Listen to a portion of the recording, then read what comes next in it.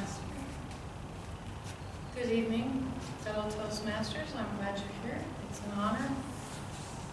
I'd like to talk to you tonight about some precious memories that I have with my mother fishing the river. I was about middle school age. They called it junior high back in those days. And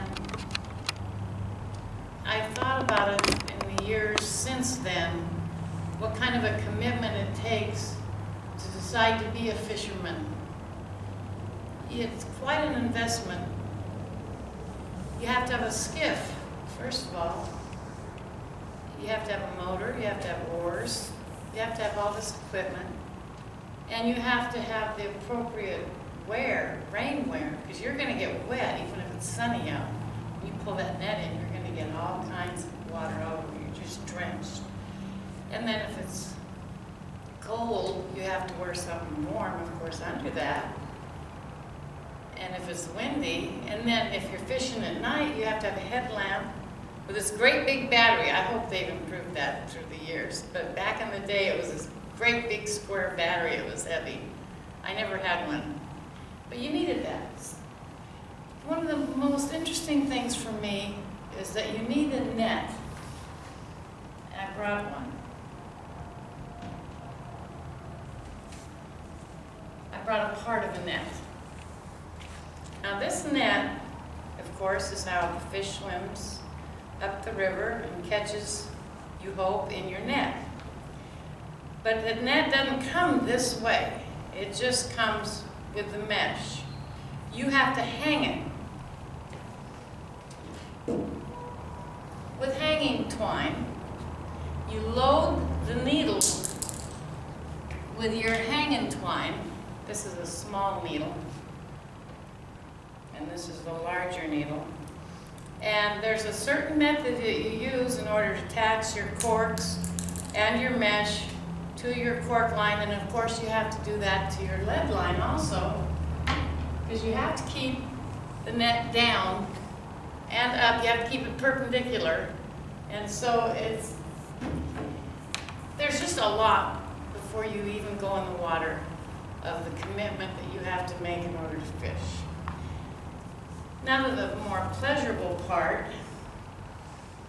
of fishing.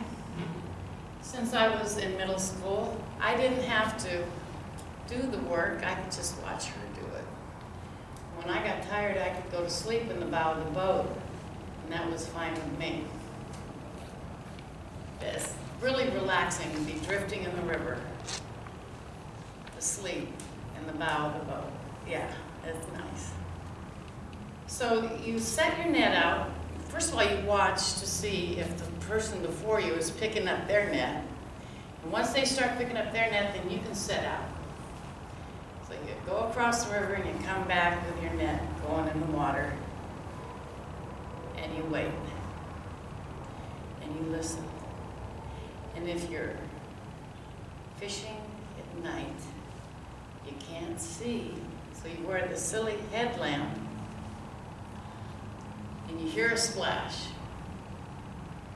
Well, if the stars are out and the moon and you can see the phosphorus in the water, you might be able to find that splash. But otherwise, you have to turn your headlight on and see where that splash came from. That's what you want to hear, is that splash, more than once. That means a fish hit your net. Now, the size of the fish is important. You have to have the appropriate mesh size in order to catch the appropriate fish. Or they'll go through your net, or they'll just go bounce off if it's too small. So are there springs, or sockeye, or silver? What kind of salmon are you after? You have to have the right size mesh. So you're set out and you're waiting for your splash. Sometimes you don't get a splash, but just some corks go down. A few times these corks go down. There's no splash, no noise. That's because the fish hit way low in the water, deep in the water, not close enough up to the surface in order to make the splash. I would like to share one of my most precious memories was my birthday. My mother always asked me every year, what do you want for your birthday? What do you want to do for your birthday? And this year I thought about it a little bit. I must have been 12, 13 years old. And I said, I want a fish breakfast. I want to cook it on the campfire alongside the river. I want fried fish. Well, I don't know why my mother always had camping stuff available, but she had it with her. She said, all right, baby, if we catch a